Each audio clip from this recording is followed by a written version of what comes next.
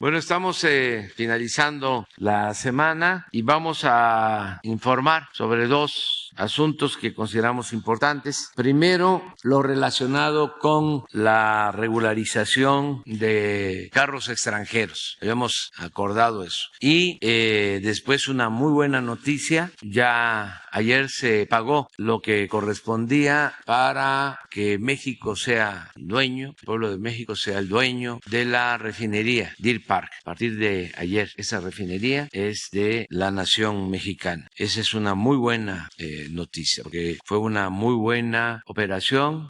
Van ustedes a poderlo constatar. Agradecer a Shell, porque cuando se llevó a cabo el acuerdo de compraventa, el precio del petróleo estaba abajo y sin embargo sostuvieron durante todo este tiempo el precio, las condiciones, no abusaron. Agradecer también al gobierno de Estados Unidos, que autorizó de que México comprara este bien, esta refinería. Entonces vamos primero con Rosa Isela, que nos va a informar sobre los carros extranjeros.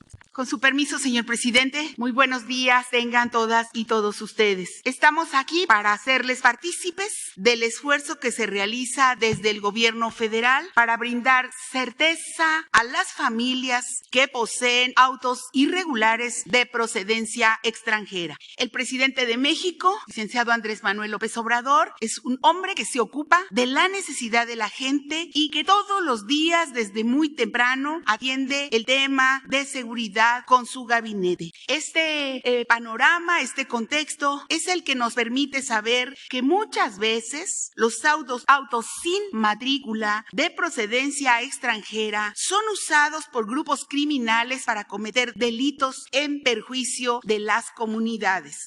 En el país circulan aproximadamente 2.2 millones de vehículos irregulares de procedencia extranjera, muchos de los cuales impactan en la inseguridad ante la falta de mecanismos de registro y control vehicular. Para dar un ejemplo, en el caso de Baja California circulan más de 500,000 vehículos irregulares de procedencia extranjera y solo del 1 de noviembre de 2019 al 30 de agosto de 2020 fueron puestos a disposición de las autoridades ministeriales 370 vehículos usados para la comisión de homicidios calificados. 78% de ellos eran de origen extranjero e irregulares. Solo en Chihuahua circulan más de 119,500 vehículos irregulares de procedencia extranjera sin placas expedidas por autoridades de la entidad, lo que genera condiciones propicias para la impunidad en caso de ser usados para cometer un delito. delito. Además, en el 80% de los homicidios dolosos que se registran en esa entidad se encuentran relacionados con autos irregulares. La realidad es que este tipo de unidades circulan en nuestras calles todos los días y necesitan ser regularizados por la seguridad de todas y de todos, sacarlas del anonimato y que puedan llevarse a cabo las investigaciones para dar con los responsables de la violencia. Por eso el señor presidente tomó la decisión de publicar en octubre del año pasado el acuerdo para la regularización de vehículos usados de procedencia extranjera para los estados de Baja California, Chihuahua, Sonora, Coahuila, Nuevo León, Tamaulipas y Baja California Sur. Y esta semana se formalizó el inicio de una nueva etapa, al sumarse 3 entidades más a este beneficio. Estos son Durango, Michoacán y Nayarit. El programa de regularización aplica solo para los automotores que ya están de este lado de la frontera en alguno de los 10 estados señalados y considera un pago de 2,500 pesos, así como la realización del trámite correspondiente ante el Registro Público Vehicular, el REPUVE. Y muy importante, solo será para autos cuyos modelos sean de antigüedad de más de 5 años. Con esta determinación haremos visible lo invisible, que este tipo de vehículos tengan claro el propietario con rostro, nombre y domicilio, como ya ocurre con todos los vehículos regulares en el país. Es decir, que estén inscritos en el REPUVE, con lo cual se da certeza jurídica, patrimonial y de seguridad a la población. Esta regularización es necesaria para la seguridad de todas y todos, porque uno de los objetivos de esta acción es evitar la comisión de hechos delictivos con vehículos de procedencia extranjera que carecen de un documento, un registro vehicular integral y completo que incluya las unidades importadas, permitirá compartir la información entre los 3 órdenes de gobierno para generar inteligencia y evitar la impunidad. Pero también contribuirá al mejoramiento de la seguridad pública en municipios y entidades federativas porque se evitará que estos vehículos sean usados por bandas criminales y de forma anónima. De esta manera atendemos el tema de seguridad, pero también la falta de certeza jurídica de muchas familias que deciden comprar este tipo de vehículos para trasladarse a sus trabajos, a la escuela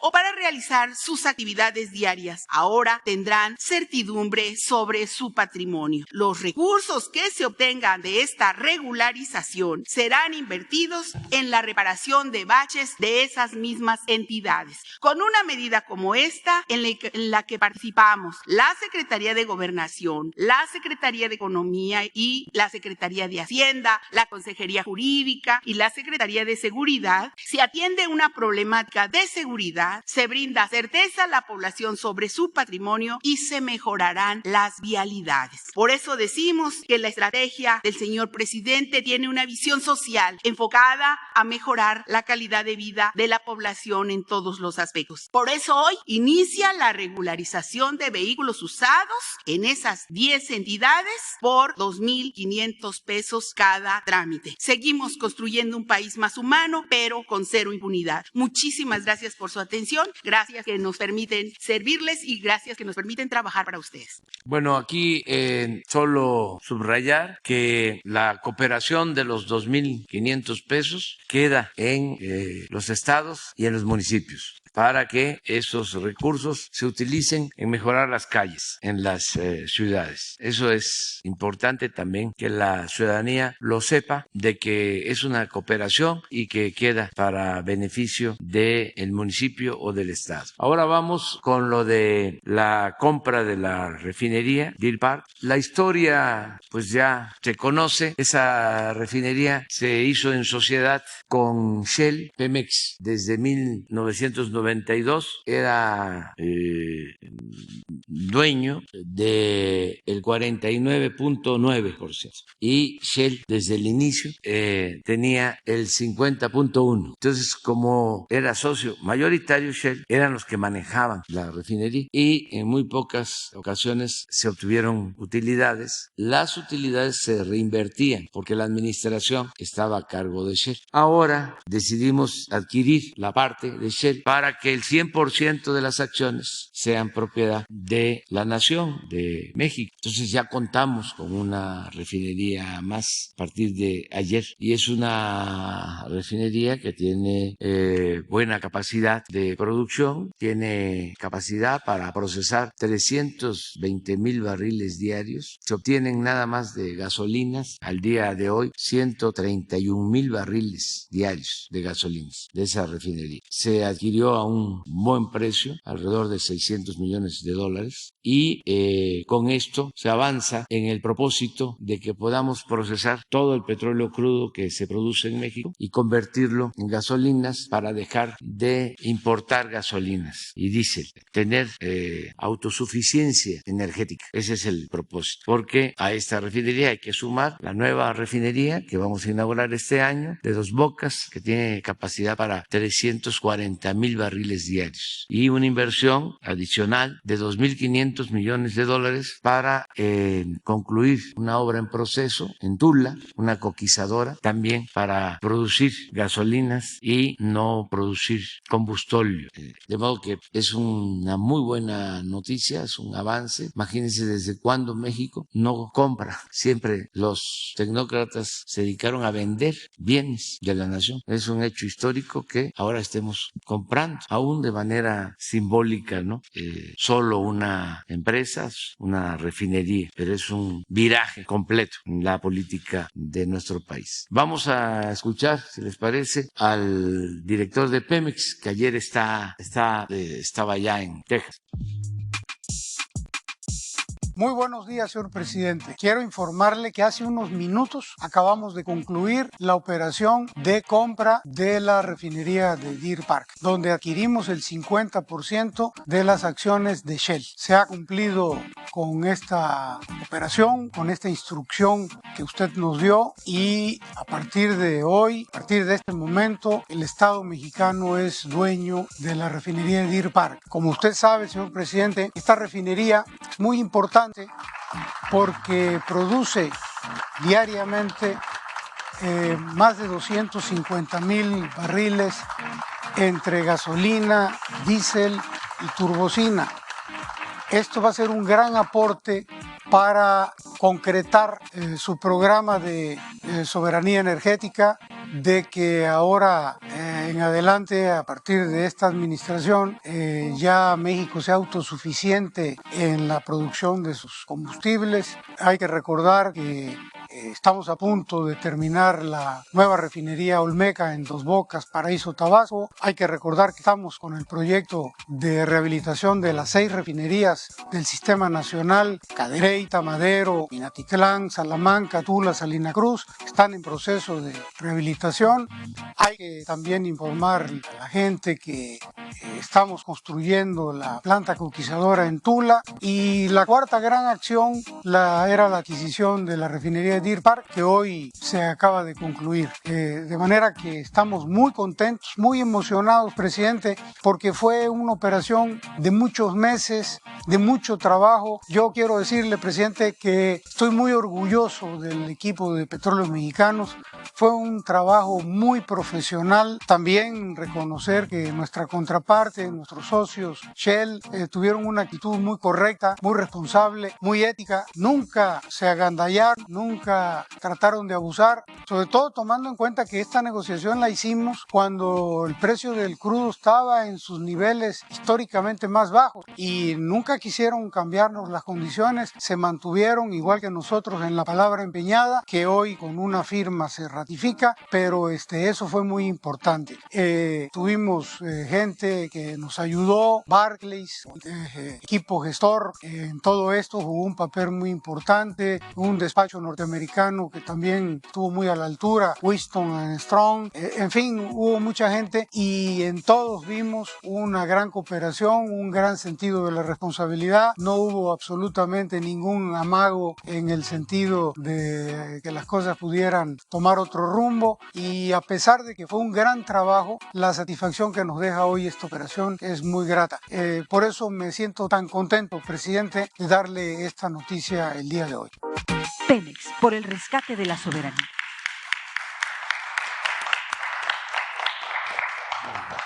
Sí, a ver, ayer se transmitió este mensaje que envía a los trabajadores de la refinería. Son 900 trabajadores. Amigos, trabajadores, obreros, trabajadores administrativos, mujeres, hombres, que laboran en la refinería Deer Park de la empresa Shell, aunque a partir ya de mañana la refinería pasa a manos de Petróleos Mexicanos.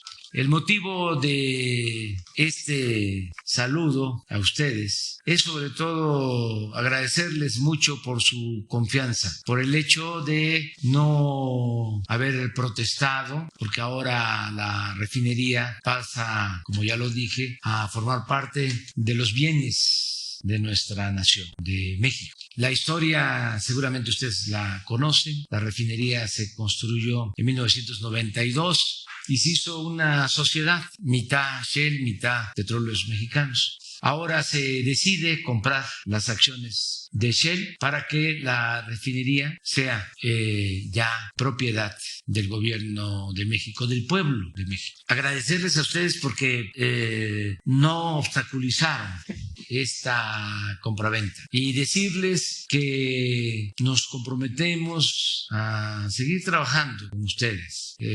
Nosotros somos ciudadanos del mundo. Nosotros somos del Partido de la Fraternidad Universal. No vemos fronteras. Nos interesan los seres humanos y los trabajadores del mundo. De modo que tengan ustedes la seguridad que no van a haber despidos, que no va a haber disminución de salario, que no se les van a quitar prestaciones a los obreros, a los administrativos, y estoy seguro que van a seguir trabajando con el mismo entusiasmo, con el mismo profesionalismo, y vamos a seguir produciendo y garantizando rentabilidad en la empresa, porque no debemos de tener pérdidas, tenemos que tener utilidades. Nosotros somos simplemente representantes del pueblo de México. El dinero del presupuesto es dinero del pueblo. Nosotros somos solo administradores de los dineros del pueblo. Estamos obligados a ser buenos administradores, porque las utilidades de las empresas que pertenecen a la nación tienen que destinarse a el desarrollo del país y a beneficiar a los mexicanos y a beneficiar a los más humildes, a la gente más pobre. Me da, la verdad, mucho gusto poder conversar con ustedes. Seguramente van a tener la oportunidad de hablar con el director de Pemex, el ingeniero Octavio Romero Oropeza, que es nuestro representante y al que le tenemos toda la confianza. Yo agradezco mucho, en primer lugar, a ustedes, a los trabajadores. Agradezco también a los vecinos de Deer Park que vieron con buenos ojos que se llevara a cabo esta operación. Agradezco a los accionistas de Shell que nos dieron su confianza para llevar a cabo esta compraventa. Y agradezco también al gobierno de Estados Unidos porque dio la autorización para que México adquiriera la refinería. Yo les envío un abrazo afectuoso, solidario a todas y a todos ustedes. Y nos vamos a seguir encontrando. Fíjense que heredamos 6 refinerías porque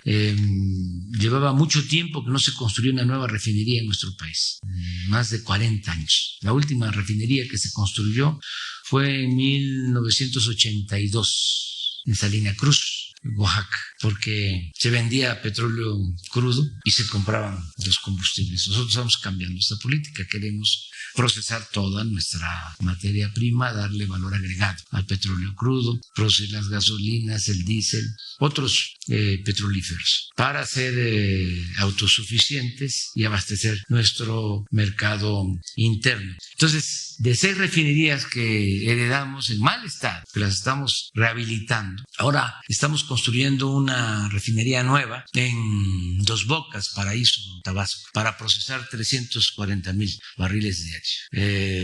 Casi la capacidad de Deer Park. Ustedes tienen posibilidad de procesar 320,000 220,000 barriles. La de Dos Bocas es para 340,000 barriles diarios. La vamos a inaugurar en julio de este año. La estamos haciendo también en un tiempo récord, 3 años. Esto no se hace en ninguna parte del mundo por los trabajadores, por los obreros, por los técnicos petroleros. Y además estamos mejorando la refinería de Tula, Hidalgo, con una coquizadora, porque a diferencia de Deer Park, que no produce combustible, nosotros tenemos refinerías que producen bastante combustible. Estamos por eso modernizándolas para producir gasolinas y también para no contaminar. Entonces, 6 refinerías modernizadas, más la de Dos Bocas. Ahora, Deer Park. La coquizadora y posiblemente otro tren de refinamiento en Cangrejera. Vamos a poder procesar todo lo que extraemos de crudo, alrededor de 1.800.000 barriles diarios, 2 millones de barriles diarios, y eso es lo que necesitamos para abastecer nuestro consumo interno. Esa es la nueva política. Yo celebro que ustedes estén procesando alrededor de 300,000 barriles. Dije ya que tienen capacidad para 320,000 barriles, pero que están produciendo 131,000 barriles de gasolinas. Es una refinería muy productiva, con una capacidad de procesamiento del 85% en promedio. Por eso, pues, celebramos que se esté llevando a cabo esta compra y les mandamos un saludo muy afectuoso, un abrazo desde Palacio Nacional, en el Zócalo de la Ciudad de México, la plaza de nuestra Constitución. Un saludo.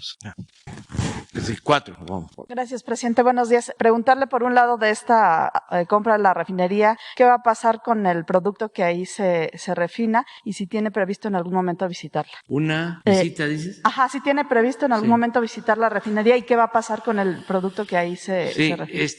Hay un acuerdo para que se refine crudo de México y también crudo del mercado internacional. Y la gasolina o las gasolinas, el diésel, todo se va a comercializar en nuestro país, porque ese es el objetivo principal. Es una refinería que tiene muy buena comunicación, puede transportar crudo por ferrocarril, por ductos y desde luego por mar, embarcaciones, en buquetanques.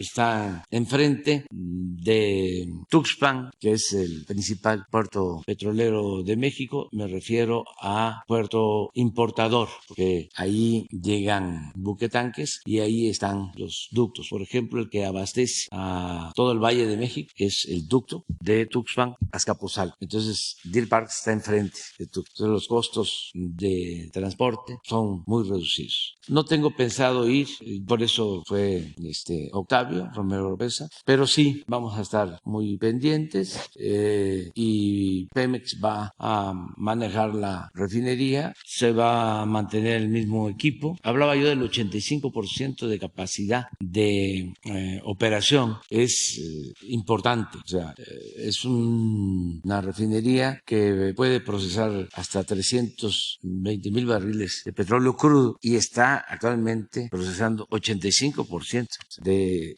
ese total de los 320,000. Cuando nosotros llegamos al gobierno, las 6 refinerías de México estaban procesando 38%. Ahora las estamos subiendo, ya estamos arriba del 55%, pero esta está en 85%. Claro, las refinerías que nos dejaron estaban en muy mal estado. Llevamos 3 años invirtiendo. Hemos invertido en 3 años más de 60,000 millones de pesos para las 6 refinerías. Esto es a razón de 10,000 millones por refinería, porque las estaban dejando, el abandono por completo. Es más, estaban vendiendo al interior de las refinerías ya plantas. Hay casos en donde ya al interior, por ejemplo, la refinería de Tula, 2, 3 plantas son de empresas extranjeras. Una gran irresponsabilidad. Y de milagro no las vendieron. No les dio tiempo. Es como lo de la entrega de los campos petroleros. Hicieron convocatorias, las llamadas rondas. Afortunadamente solo enajenaron el 20% del potencial petrolero del país. Y de eso que entregaron, que es importante que se sepa, que son 110 contratos, solo 2 están en exploración y producción. El resto está en lo especulativo o en lo improductivo. Ya los que recibieron las concesiones,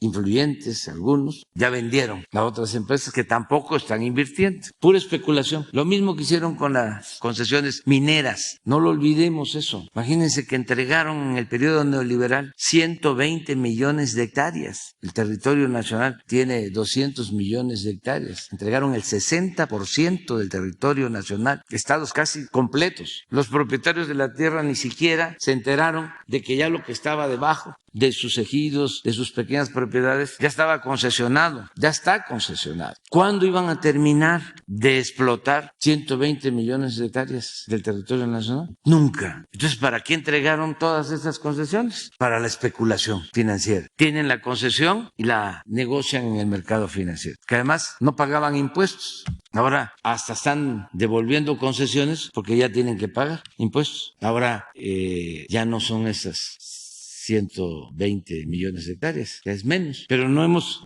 cancelado ningún contrato, nada más es porque pues, ya no les conviene el que tengan que pagar impuestos y no tienen inversión, no producen. Entonces, es lo mismo en el caso de Pemex. Por eso es importante el rescate de la refinación. No se engañaron durante mucho tiempo de que para qué construir refinerías, que era mejor vender el petróleo crudo y comprar las gasolinas. Imagínense, ahora estamos comprando como 400,000 barriles diarios. Cuando la crisis del Huachicol, que nos rompieron ductos, la gente se portó muy bien porque hubo desabasto. Sí, pero teníamos la posibilidad de traer la gasolina, estaban los barcos esperando descargar en Tuxpan y en otros puertos. Pero ¿qué sucedería hacia adelante si dependemos totalmente de las gasolinas y deciden no vendernos gasolinas? ¿Cuánto tiempo tarda un gobierno sin el abasto de las gasolinas? Es un asunto de seguridad nacional, de garantizar nuestra independencia, más si tenemos la materia prima, porque si se vende el petróleo crudo y compramos gasolinas, pues es como vender naranja y comprar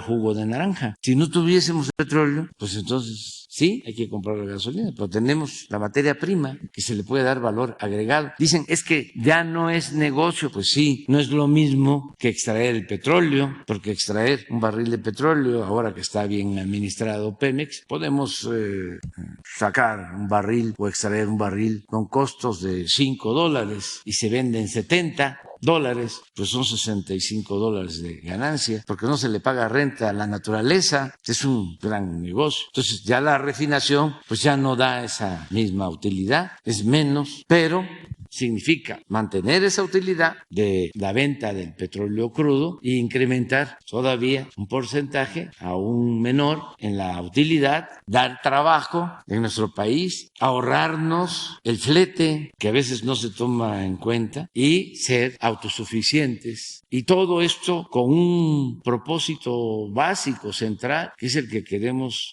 seguir cumpliendo, que no aumente el precio de los combustibles en términos reales, que no haya gasolinazos, que podamos decir, gobernamos y no hubo gasolinazos, como sucedía en otros gobiernos. Para eso, pues, se requiere de manejar a Pemex con eficiencia, con honradez. Afortunadamente, son muy buenos los obreros de Pemex, los trabajadores petroleros. Son familias que han trabajado en Pemex desde la expropiación, abuelos, papás, muy buenos ingenieros, muy buenos técnicos, y con ellos estamos levantando esta empresa que es de la nación, es de todos los mexicanos, y que lo que querían era pues, privatizarla, igual que la Comisión Federal de Electricidad, para que todo el mercado eléctrico lo manejaran las empresas privadas. ¿Y cómo garantizar? Hay 50 millones de usuarios de energía eléctrica que reciben el servicio de la Comisión Federal de Electricidad. Esos están seguros, mientras exista la Comisión Federal de Electricidad, que no va a faltar la energía y que no van a haber aumentos. Pero de repente ya no es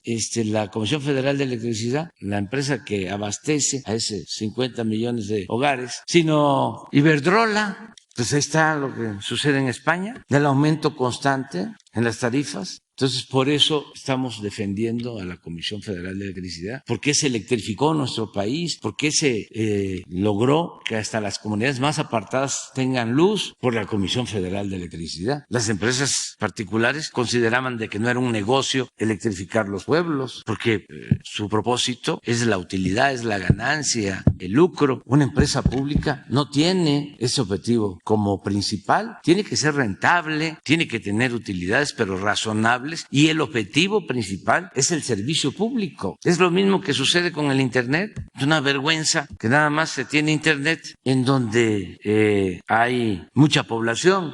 En las capitales de los estados, en las grandes ciudades, en las cabeceras municipales, y eso no en todas las cabeceras municipales del país. ¿Por qué? Porque consideran que no es negocio, pero el Estado está obligado a garantizar estos servicios. No puede incumplir su responsabilidad social el Estado. Por eso ya ahora va a haber Internet en todos lados. Estamos invirtiendo con ese propósito y nos está costando, no es fácil, porque todo estaba orientado al mercado, a donde consideraban de que había negocio, el dinero, no el bienestar de la gente. Entonces son los cambios que se están llevando a cabo, pero es muy importante lo de Deer Park. Además fue un buen precio, y ya se pagó, y fueron ahorros que se tuvieron del plan de austeridad. No es deuda, no contratamos deuda. Gracias, presidente. Y en un segundo punto también relacionado con la energía, de su reunión ayer con la secretaria de Energía de Estados Unidos, ella antes de encontrarse con usted decía que México tiene una gran cantidad de recursos limpios para energía limpia y que este tema de la reforma eléctrica se iba a resolver como amigos. Pero también el embajador ha expresado que ciertamente hay preocupación de empresarios estadounidenses que ha sido transmitida a congresistas. Si le pidieron algo en particular, sabemos, ayer decía la secretaria Nale que sí hizo una exposición breve de la reforma. Si hubo alguna solicitud en particular, alguna preocupación, en qué tono y cuál fue el contenido del encuentro. Pues fue una reunión muy cordial. La secretaria de Energía pues es una mujer muy sensible, con mucha experiencia política, ya fue gobernadora 8 años.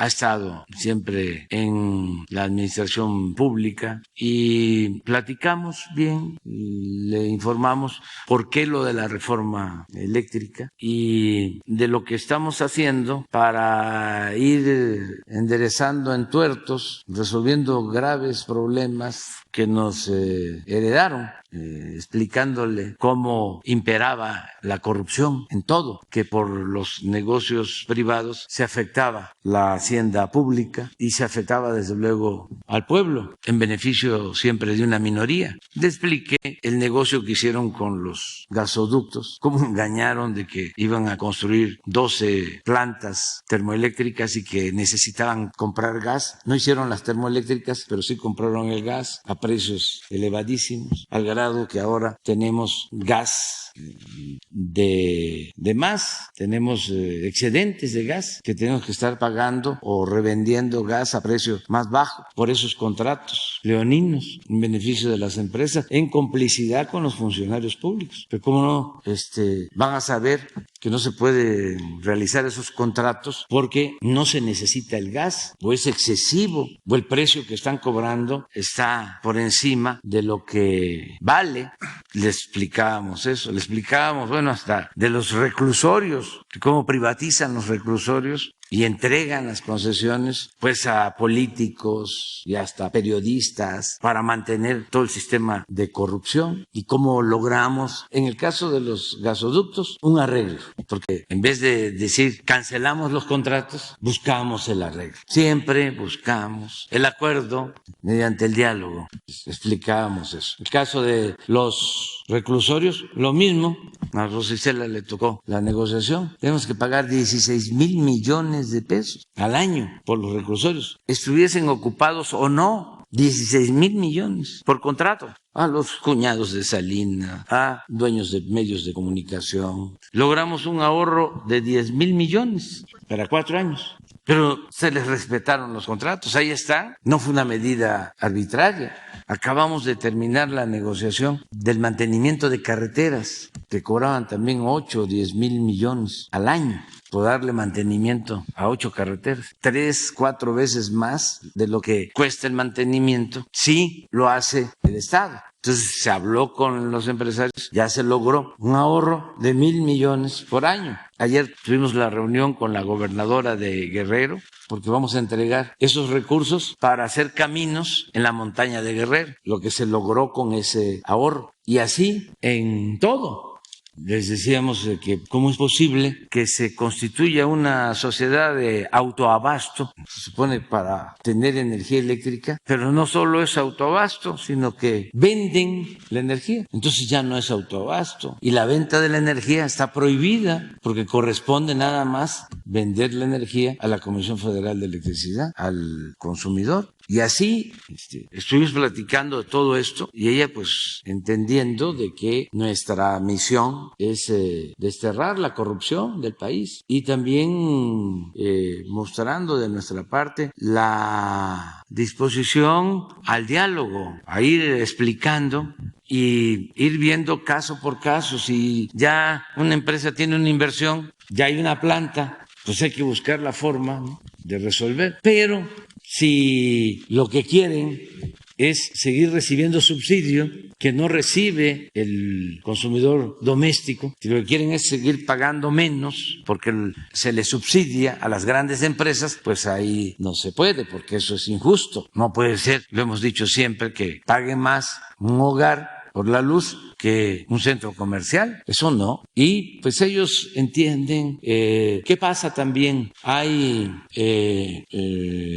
algunos, no todos, de los que se beneficiaron o empresarios mexicanos vinculados con españoles, no en general, entonces que buscan protegerse con el gobierno de Estados Unidos. Entonces, vamos a acusarlos con el gobierno de Estados Unidos.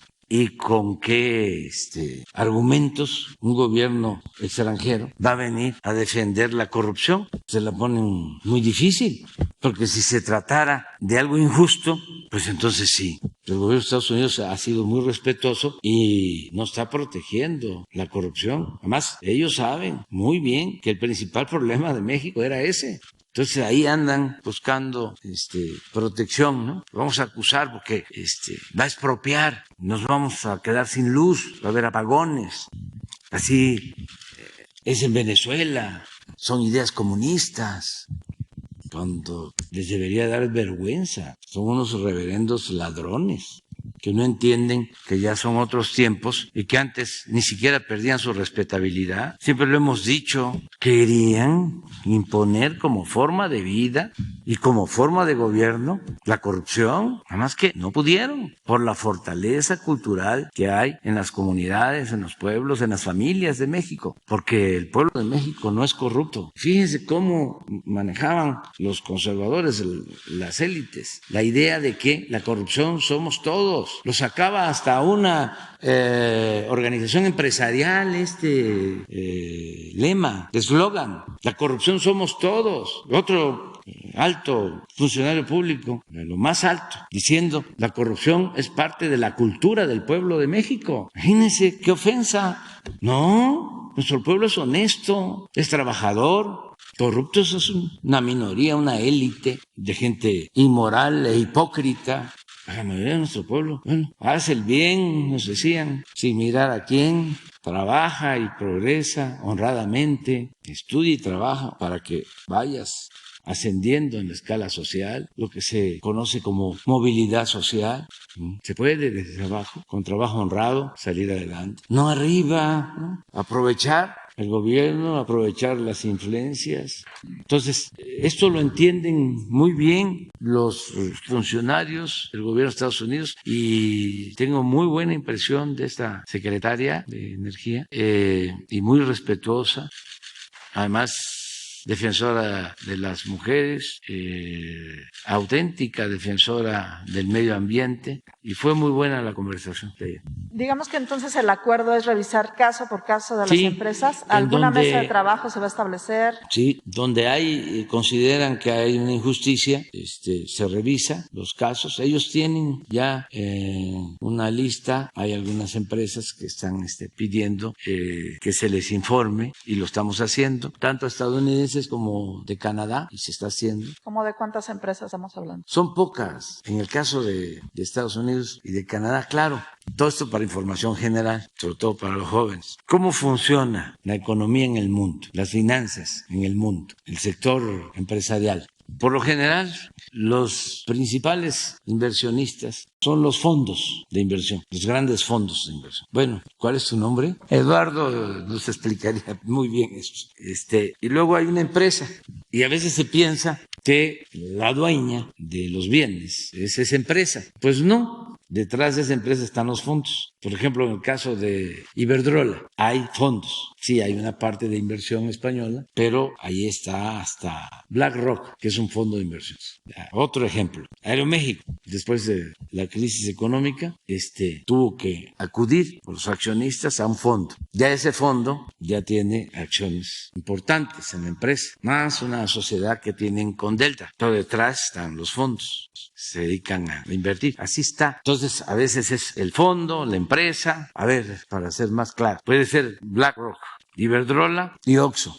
Entonces, de las empresas de Estados Unidos o de Canadá, pues son pocas, aunque sí existen estos fondos. Pero en todos los casos se puede llegar a acuerdo, en todos los casos. Y hay voluntad de parte de los inversionistas extranjeros para llegar a acuerdos. Aquí aprovecho para hacer un llamado al Fondo Monetario Internacional con el propósito de que le den un trato justo a Argentina, que asuma el Fondo Monetario Internacional su responsabilidad en el endeudamiento excesivo de Argentina, y que no quiera ahora ponerles condiciones que van a empobrecer más al pueblo argentino y a debilitar por completo al gobierno argentino si aplica esas medidas que les está recomendando el Fondo Monetario Internacional. ¿Por qué no? Con honestidad, con ética, reconocen que ellos cometieron el error de darle créditos al gobierno anterior más allá de lo razonable, porque por razones políticas querían que ganara de nuevo el presidente que estaba en funciones. Y entonces les dieron dinero, y lo que hicieron fue agravar la crisis económica y financiera de Argentina. Y ahora quieren que el nuevo gobierno de Argentina les pague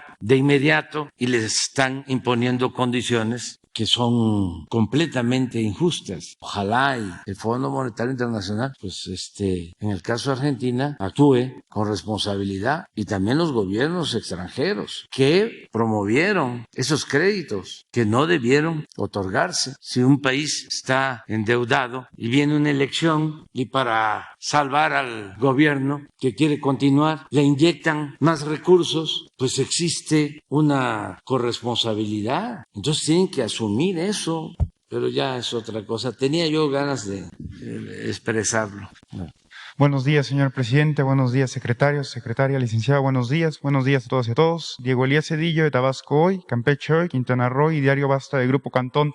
Señor presidente, nada más para precisar el tema que presentaron aquí con relación a la regulación de los autos procedentes del extranjero, saber si su gobierno tiene cifras de cuántos autos serían los que se van a regularizar, cuánto sería el ingreso que representaría esta regularización, y también, presidente, precisar si se podría llevar a cabo esta regulación en algunos otros estados del país o inclusive en toda la República, tomando en cuenta que pues este fenómeno de la regulación de los autos chocolate, como normalmente se le conoce, a veces se viajan o lo compran terceras personas y tiende a generar un efecto que viaja por todo el país. Sería mi primera pregunta, presidente. Gracias.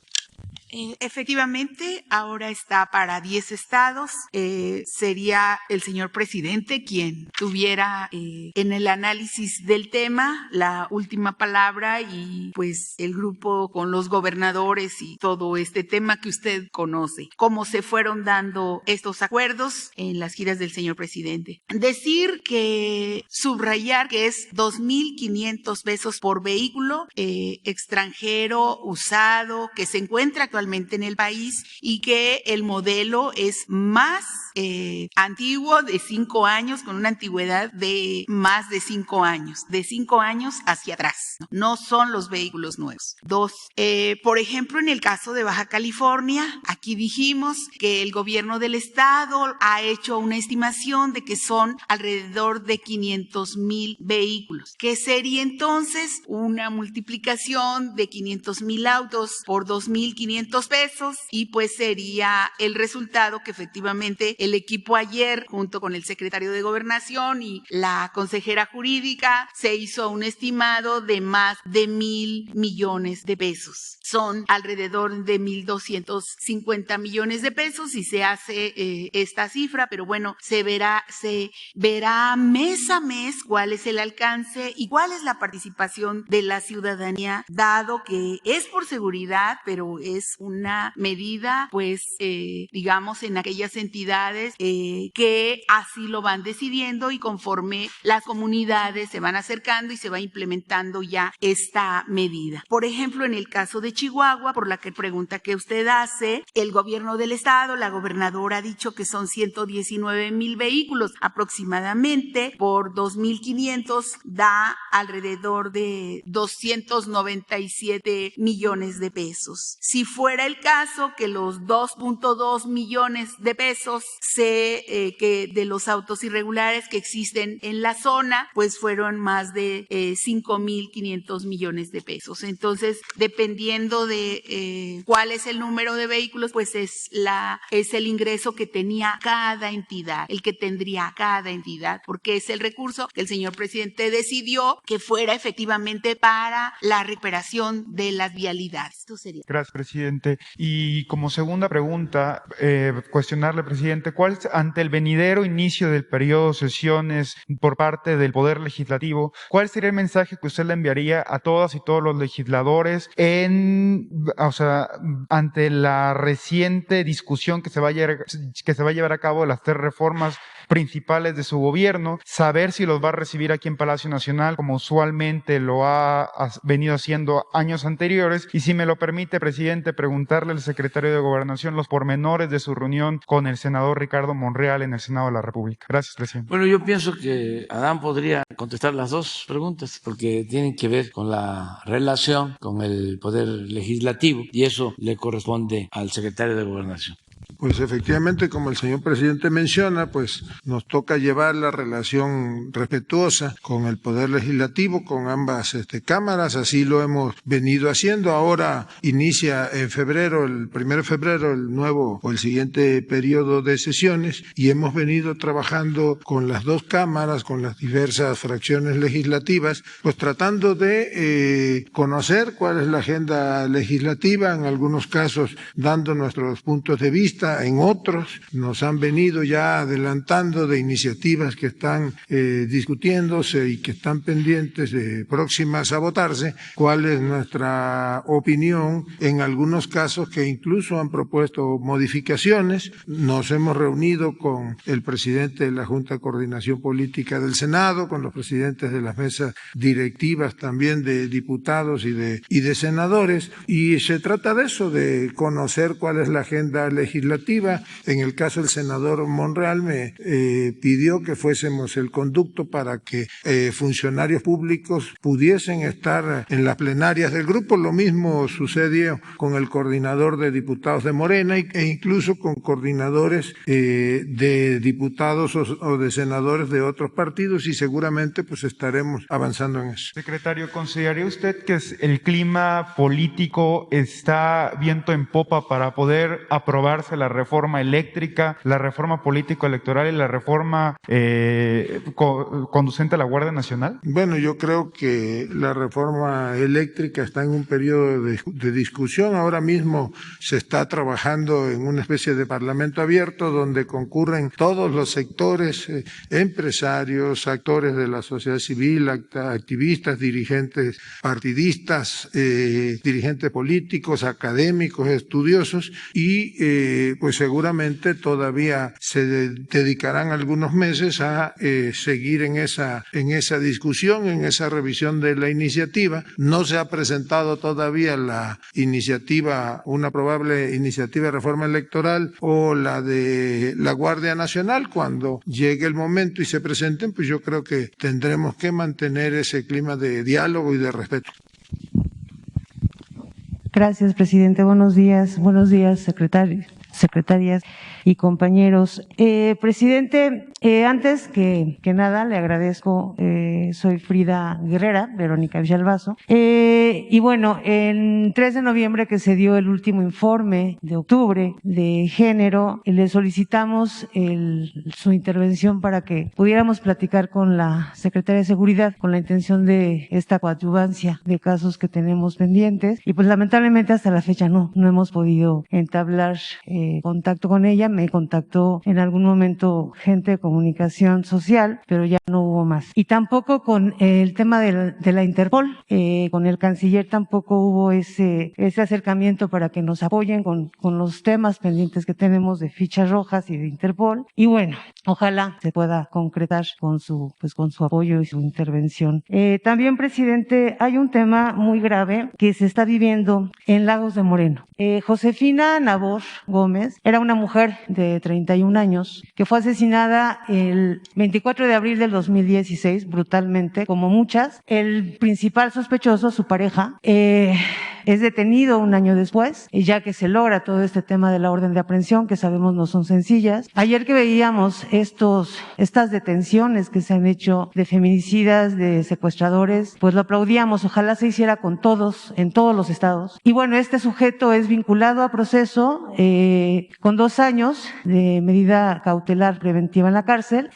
Una serie de situaciones se dan, se viene el COVID, se vienen muchas, bueno, no es cierto. En diciembre del 2019, su abogado apela y desde ahí se empieza a ver que había algo que no estaba bien. Él es liberado. Él es puesto en libertad con la única situación de ser vigilado por la policía y que no saliera de su domicilio, llevará su proceso en libertad cuando es un delito grave el feminicidio. Hay una apelación supuestamente por parte de la Fiscalía que se pierde la carpeta de investigación. La madre, la familia, porque Josefina tiene 3 hijos, su madre y sus hermanos han sido amenazados y con todo y esas amenazas la señora continuó con esta intención de que se le diera justicia a su hija. Se retoma el proceso el 18 de noviembre del 2020. Hay 2 audiencias más, una más en mayo del 2021. El 16 de agosto del 2021, el juez lo encuentra culpable con todas las pruebas que había. Le dan una sentencia de 45 años y el 6 de diciembre del 2021 es liberado. Nos parece grave porque por un lado hay gente presa injustamente y por otro lado un feminicida está libre que ya había sido sentenciado y que no es el primer caso en Lagos de Moreno que conocemos con una situación de esta. No sé si pudiera, yo sé que su intervención en estos temas de injusticia siempre son para usted importante y la familia está cansada, está agotada, está temerosa y ojalá usted pudiera intervenir por esta familia, presidente. Muy bien. Y el otro punto, cuando yo sé que soy molesta a veces, ¿no? La intención no es otra, presidente, más que aportar a que este informe de género de verdad sea tomado en cuenta. El 20 de cada mes ya es el día que se da el informe de seguridad, pero ese informe de género, como se dio en algún momento donde venía desaparecidos, venía en mujeres, venía DIF, hablábamos de temas de niñas, niños y mujeres en un solo día, tenemos que venir constantemente a solicitárselo cuando nuevamente le digo, usted pues nos dio su palabra. ¿Cuándo podría ser? Si quieren, no el 25, que sea el 30, pero que sea un día que ya no tengan que venir yo a dar lata, porque pasan cosas muy tristes, en el sentido de que gente de la derecha, entrevistada por medios alternativos y no alternativos, habla de que a las feministas usted le da a tole con el dedo. Yo no soy feminista, pero cada vez que tenemos que venir a recordarle esto, cada vez es más minimizado el tema, no de las feministas, porque a mí eso no es mi tema, sino de las víctimas, de las familias que son las que se quedaron ya sepultadas hasta abajo de todo esto que se dio en el 2020. No es oportunismo, no tengo nada que ver con un tema político, es simple y sencillamente que hay una parte importante de esta sociedad, la mitad, más de la mitad, somos mujeres, y creo que el mensaje que se dio en aquellos 2 informes de género donde estaban todas estas partes, todas estas mujeres, donde se le estaba dando el realce que merece el tema de las violencias de género, pues se vuelve a ver. Y se están dando en redes sociales guerras intestinas, discursos de odio que, bueno, sabemos que la derecha eso hace. Cuadri lo hizo con mujeres trans hace unos días, pero también hay un discurso por parte de mujeres de la Cuarta T, donde están atacando a un grupo que está siendo más que vulnerado, estos mensajes de odio hacia la comunidad LGBTTIQ, y que ha generado ataques a mujeres trans, ha generado ataques a mujeres lesbianas y ha generado asesinatos. 2 mujeres en Chihuahua fueron descuartizadas, encontradas en una carretera, y eran una pareja de mujeres lesbianas. Estas guerras intestinas en redes sociales se dan. Si usted ahorita abriera su canal, vería todo lo que se está diciendo de Frida Guerrera y Frida Guerrera y Frida Cuatrera. Pero no nada más es Frida, es cada persona que intenta venir a ayudar un poco en esta transformación. En octubre del 2009 estábamos, si mal no recuerdo, saliendo del Istmo, cuando usted abrió su Twitter. Yo estaba ahí, estaba Marco, que nos acompañaba también a veces como fotógrafo de usted, y yo le pido, sé que ahorita no todo el tiempo va a estar en Twitter, pero de vez en cuando revise. Estos ataques se dan entre supuestos grupos afines a usted, afines a la Cuarta T, así se hacen llamar.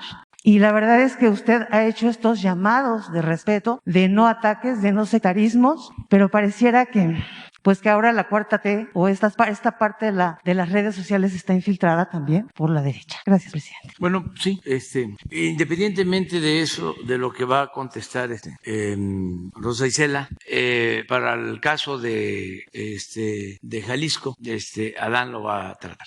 En primer lugar, sí, subrayar lo que usted dice. En el gobierno de México no estamos de acuerdo en la violencia feminicida. En ninguno de los aspectos en los que se presente, estamos trabajando en el Gabinete Interinstitucional de Violencia de Género. No hay ningún pretexto para no haberla visto cuando así se me instruyó. Ofrezco una disculpa también al señor presidente y le ofrezco, si mañana a las 10 de la mañana podemos tener con el gabinete en pleno de las compañeras y ver cada uno de los casos a los que usted se refiere, y que en algunos se han atendido, nos faltan otros, y claro que sí, con mucho gusto lo hacemos, con todo gusto, y como es nuestra obligación, Frida. Le entregué unos casos que acompañamos a la CONAVIM, Sí. Pero los casos de los que yo le hablo referente al interés de sentarnos con usted son las órdenes de aprehensión que tenemos, que serían, eso sí no se los entregué a CONAVIM, sería como un tema para platicarlo directamente con usted, mi colaborador, la persona que me ayuda en las investigaciones, que es un investigador que colabora con nosotros, y pues sería muy importante. Además de esta reunión que tenemos pendiente con el grupo de género. Sí, con mucho gusto, si Gracias. está de acuerdo, de una vez hacemos la cita, Claro que y nuevamente, públicamente le ofrezco disculpas. No se preocupe, gracias. Mañana nos vemos. Y nada más, si nos podría dar la fecha de informe donde pudieran estar DIF, desaparecidos. Por eso, pero ¿por qué no se ponen de acuerdo ahora? Entonces ya que lo veo con el secretario. Sí. Gracias, presidente. A ver. Buenos días, señor presidente. Muchas felicidades, señora secretaria, por la humildad que muestra con su posición de disculparse así. Presidente, soy Amir Ibrahim, del Quintana Roo MX, y el tema que vengo a tratar es el de Tulum, ¿no?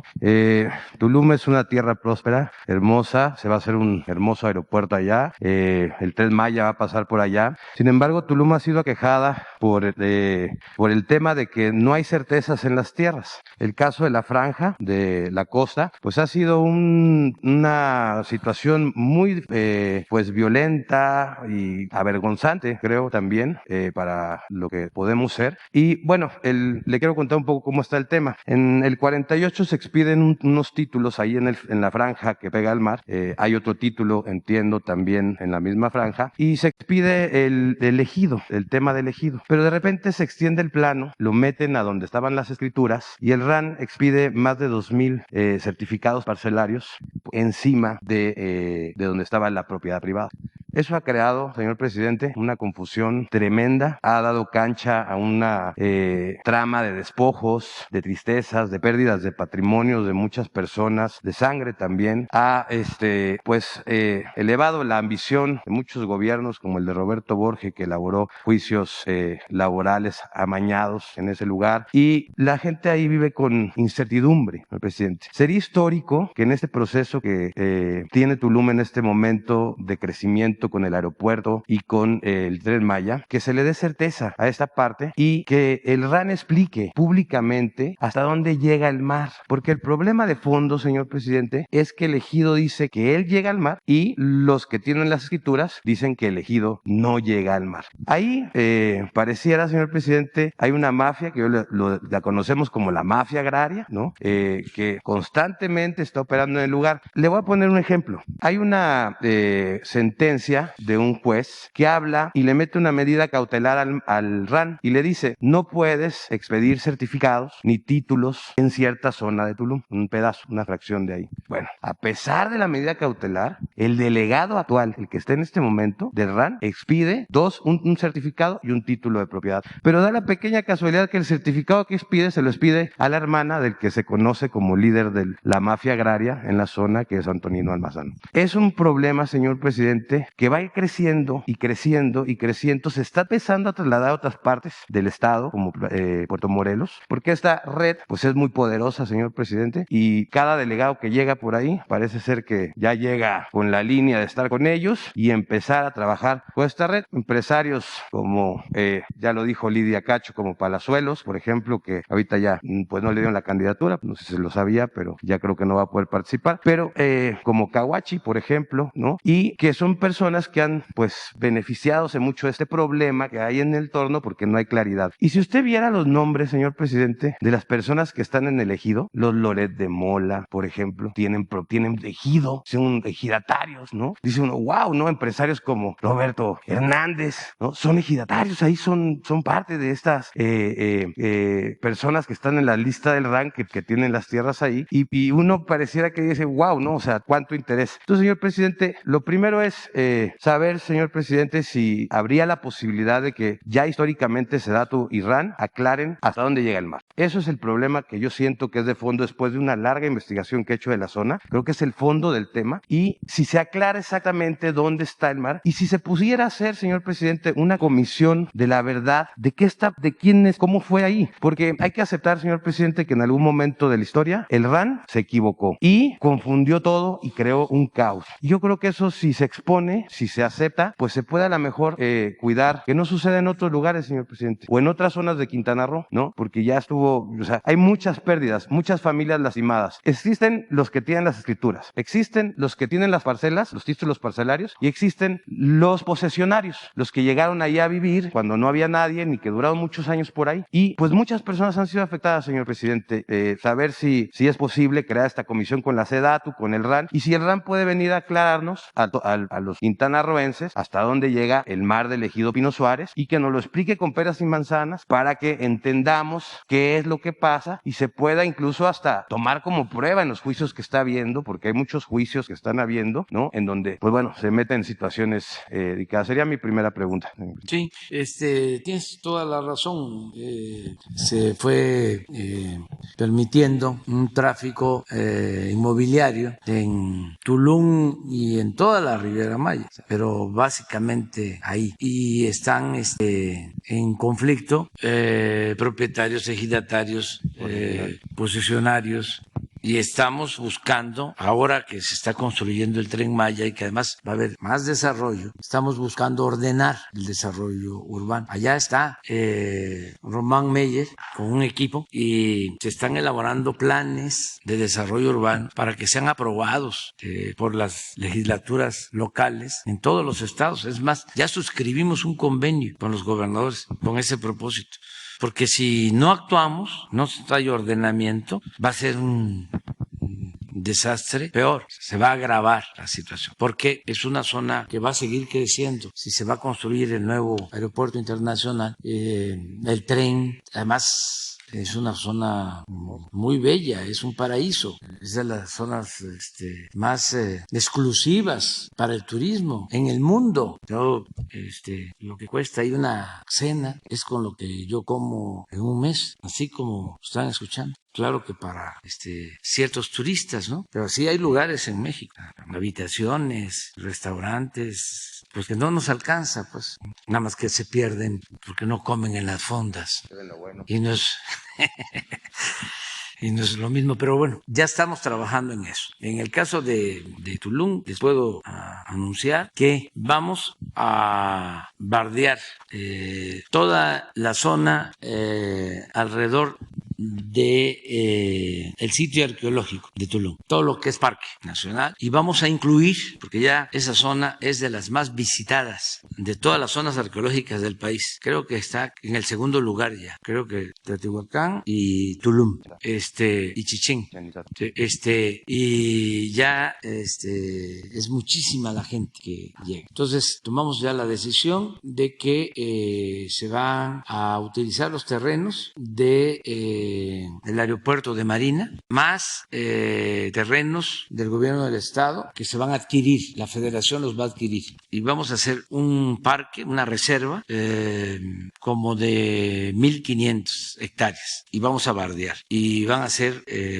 senderos para llegar, vamos a conservar la flora, la selva que hay todavía, y desde luego la zona arqueológica. Pero ahí vamos a comenzar, ya eso lo decidimos, ya está haciendo desarrollo urbano del proyecto para un gran parque de más de 1,000 hectáreas para el disfrute de la gente, de los que viven en Tulum, en la región, y para turistas. Y vamos a buscar también lo del ordenamiento territorial. En todos los municipios se les va a entregar un plan de desarrollo urbano y queremos que sea aprobado por los congresos locales para que no haya desorden y corrupción, que de repente no vayan a construir edificios más allá de lo permitido o que se ocupen zonas de reserva, cuidar el medio ambiente y ordenar el desarrollo urbano. Tenemos ese propósito. Presidente, en el caso de Juan Carlos Muñoz Escalante, el delegado, en este caso estatal del RAN, que desacató una orden judicial de que no expidiera certificados y títulos, y va y los expide sabiendo que ese es verdaderamente, digamos, el problema de fondo que sucede, ¿no? ¿Qué va a pasar con eso? Se va a investigar a partir de lo que tú estás denunciando aquí. Traigo toda la documentación para probarlo. Se le entregas a Jesús y yo me hago cargo de pedirle a Román Meyer que se ocupe de este asunto. Y si es posible que nos conceda que el RAN venga a informar hasta dónde llega el bar. Yo tuve una reunión con los del RAN. Ellos saben que tienen el dato exacto. Exacto. ¿Qué es lo que sucede, señor presidente? Que como no es públicamente claro, todavía usan el tema de que sí, ese que llega al mar y sí expiden, y hay un chorro de títulos falsos, porque no hay una claridad del tema. Entonces, yo sí considero muy importante, señor presidente, que tengamos una claridad en Tulum de qué es que, cuáles son dónde estaban las escrituras o dónde es propiedad privada y dónde es elegido, de modo de que ya los futuros compradores, los futuros inversionistas, las personas que están en ese lugar, pues puedan tener una certeza más clara de lo que han invertido, porque hay unos casos, señor presidente, que por cierto, quería yo solicitarle, hay un caso ahí, creo que delicado, porque se mete por ahí un embajador, que ahorita no quiero exponer el caso como tal, pero sí quisiera ver si puedo acercarle esa información al canciller de lo que está pasando, porque está delicado lo que sucede, en cuanto a un título falso, que ya dijo RAN, ya dijo Sedatu, ya dijo que es completamente falso ese papel, pero hay una persona, un embajador de otro país, presionando a las autoridades para que fallen en favor del falsificador, que es extranjero. Y pareciera una cosa increíble, señor presidente. Entonces, yo lo veo y lo digo. Entonces, la verdad se lo quiero enseñar al canciller, le quiero enseñar lo que dijo el RAN, lo que dijo Sedatu, lo que dijo incluso la que firma el título, declara que no es su firma y que cuando en esa fecha ya no trabajaba ahí, ¿no? O sea, de la que firma Sí. que... Entonces, enseñarle al canciller, nada más véalo, canciller, porque está mal informado de lo que está sucediendo en ese asunto y está delicado porque hay una persona extranjera que está presionando al gobierno mexicano para que falle, con todo respeto, y lo voy a decir con todas las palabras, de un presunto falsificador, ¿no? Entonces, y luego presunto, a mí me queda claro que es falso, pero bueno, para darle el sentido de la duda. Sí. Señor presidente. Vamos a que con Jesús le acerques toda la información que tengas a Román Meyer. Él va a explicarles o te va a explicar lo que ya se está haciendo y hacemos el compromiso, porque esto va a ayudar mucho a que la gente sepa qué se está haciendo y dar tranquilidad, ¿no? Seguridad, protección a toda la gente de Quintana Roo. Entonces, en unos 15 días vendría Román a exponer todo el plan de desarrollo urbano para los municipios de Quintana Roo y lo que tiene que ver con el Tren Maya y en especial lo de Tulum. ¿Puedo venir a esa conferencia? Sí, si tú la estás solicitando. Bueno, es que como tenemos agenda, a veces, o sea, si no me toca en la agenda... Se ponen de acuerdo porque esa se va a dar a conocer aquí, o sea, se va a dar a conocer todo el plan completo. Como también va a venir Román, nada más que esa es otra, para dar a conocer los programas de desarrollo urbano que se han llevado a cabo, cuántos espacios públicos hemos rescatado, cuántas canchas de básquetbol se han construido, estadios de béisbol, de fútbol, todos los espacios que hemos ganado en colonias populares. Es una obra importantísima. Entonces, un día va a venir a informar también. Sí, de hecho, ahí Román en su Twitter lo maneja, yo siempre estoy pendiente y sí son muchos espacios que ha venido rescatando. Sí, espacios públicos que se han rescatado en beneficio de la gente, para la recreación de la gente, de los jóvenes, todo esto que se informe. Presidente, la otra pregunta, hay un rumor de el embajador, de que Porfirio Muñoz va a ser embajador en Cuba. Si nos puede confirmar o no nos puede... No tengo información sobre eso. Marcelo Ebrard va seguramente a informar. Okay. Ya ya fin de semana y vamos a trabajar bastante. Descansen. Sí, vamos a estar aquí y nos vemos el lunes y que la pasen muy bien. Muchas gracias.